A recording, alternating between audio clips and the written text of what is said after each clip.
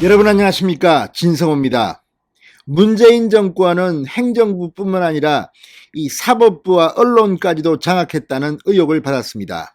정말 문재인 정권이 서슬이 시퍼럴 때는 판사들도 이 우리법연구회, 그러니까 이 판사들의 이른바 김명수 사단이라고 불리는 우리법연구회 판사들을 중심으로 특정 편향, 그러니까 문재인 정권에 유리한 판결을 하는 게 아닌가, 또 문재인 정권의 인사들에 대한 재판은 미루거나 생각보다 낮게 형을 때리는 게 아니냐, 이런 의혹들이 계속되어 왔습니다. 물론 판사들 중에는 훌륭한 분도 있고 소신에 따라 판결을 내리기도 하지만 김명수 대법원장이 오면서 법원은 상당히 공정성의 위기를 겪어왔습니다. 그런데 이제 윤석열 당선인이 탄생했습니다. 그리고 윤석열 대통령이 취임하면 대통령 취임 기간 중 대법원 판사 거의 대부분을 윤석열 당선인 대통령이 사실상 임명하게 됩니다. 이처럼 이제 사법부의 권력도 조금씩 변하고 있습니다. 이런 가운데 과거에 있었던 이 서울중앙지법의 충격적인 사실이 오늘 헤럴드 경제에 의해서 폭로됐습니다. 지금 조선일보, 중앙일보 다 그대로 받아 쓰는 걸 보면 사실인 모양입니다. 그런데 내용이 너무나도 충격적입니다. 자, 김명수 대법원장의 최측근으로 평가받고 있는 민중기 당시 서울중앙지법원장이 2020년 재직 당시 일입니다.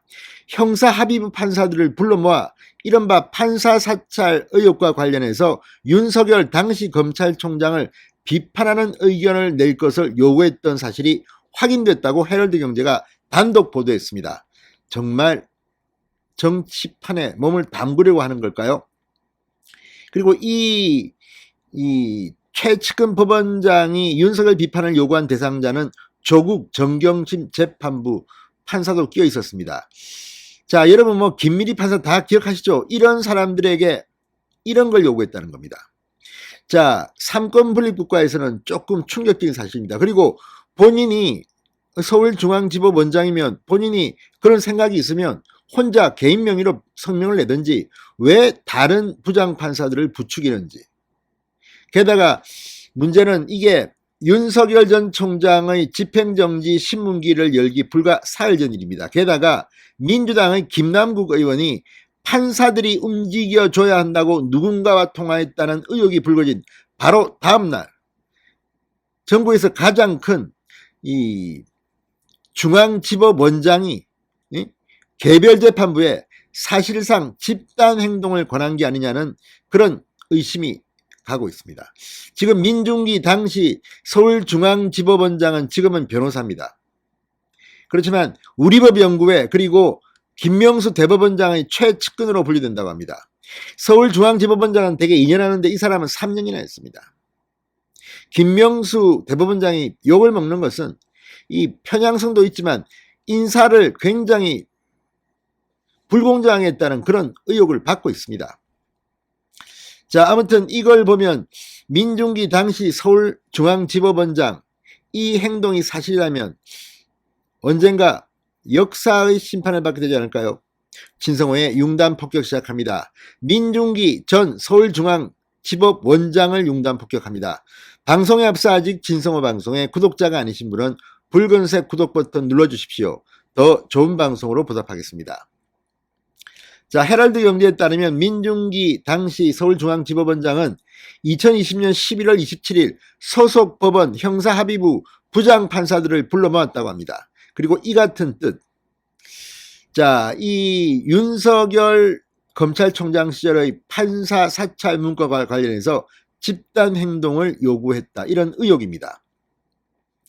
자, 이 모임에는 이 민중기 원장과 김병수 형사수석 부장판사를 포함해서 조국 전 장관, 청와대의 울산시장 선거 개입 사건 재판장이었던 김미리 부장판사, 정경심 전 교수 사건과 환경부 블랙리스트 사건을 심리 중이었던 형사 25부 김선희, 임정엽, 권성수 부장판사, 사법농단 사건들을 맡았던 윤종섭 부장판사와 유영건 부장판사 등 모두 10명이 참석했다고 합니다. 이거 보면 이 권력 재판하는 사람들 다 불러봤네요. 이런 사람들한테 서울중앙지법원장이 이런 말을 하는 것 자체가 야, 문재인 정권에 대한 수사는 살살 판결해라, 이런 시그널로 익힐 수는 없을까요? 윤석열 검찰총장을 비판하는 야 판사 사찰했단다. 우리가 검사들 손 좀 봐주자. 설마 이런 말을 하지는 않았겠죠. 그렇지만 윤석열 당시 검찰총장의 이 판사 사찰 문건 의혹과 관련해서 이렇게 사람들을 모아가지고 이런 뜻을 전했다는 것 자체가 판사의 원장, 지법원장으로서는 대단히 부적절해 보입니다. 민 전 원장은 당시 대검 수사정보정책관실에서 수집한 판사 동향 문건을 언급하며 판사 사찰 문건에 등장한 형사합의부 부장판사들이 입장 표명을 하는 게 어떤지를 물었다고 헤럴드 경제는 보도했습니다. 하지만 민 전 원장을 제외한 참석자 중 김병수 수석부장판사를 포함해 2명만 찬성 의견을 냈고 나머지는 모두 반대했다고 합니다.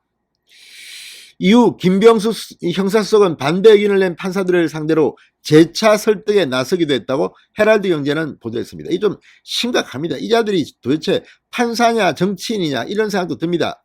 자, 입장 표명을 해야 한다는 쪽은 이 사안이 검찰 판사 사찰이 명백하다 이런 주장입니다. 반대로 반대 의견을 낸 판사들은 정보 수집이 부적절하긴 하지만 이미 알려진 내용을 사찰이라고 보기 어렵고 정치적 파장이 큰 사안에 의견을 낼 경우 법원의 중립성은 물론 현재 진행 중인 재판 신뢰도까지 의심받을 수 있다는 우려를 표명했다고 합니다. 아니 이 부장판사들이 원장보다 훨씬 더 수준이 높습니다. 이러니 김명수 대법원장이 인사를 엉망으로 했다는 비판을 받고 있는 게 아닌가 그런 생각도 듭니다.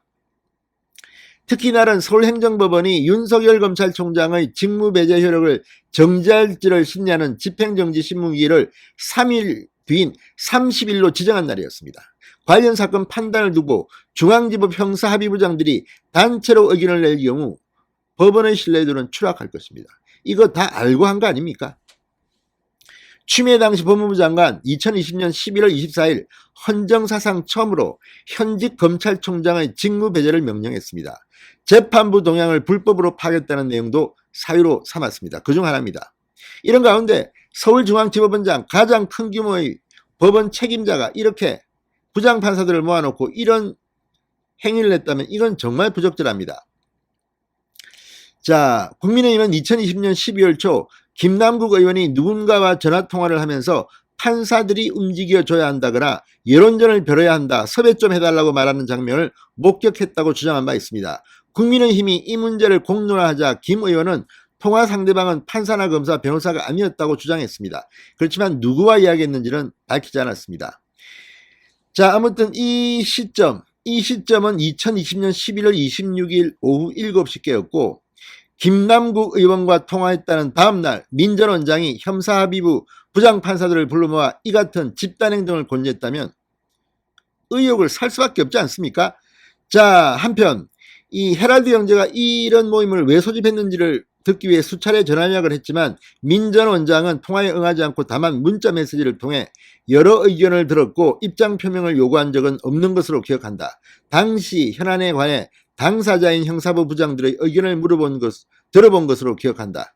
2차례 답했다고 합니다. 그러니까 이런 권유는 하지 않았던 건데 이거 언제 한번 누가 고발해서 수사해야 되는 거 아닙니까? 아무튼 이제 윤석열 대통령이 취임하면서 이제 사법부의 권력도 좀 정상화돼야 될 것 같습니다. 자, 아무튼 이런 일들이 왜 자꾸 일어나는지 문재인 정권 5년 이제 지나가고 있습니다. 사법부도 이제 급속히 교체될 것으로 보입니다. 진성호의 융단 폭격이었습니다. 여러분 감사합니다.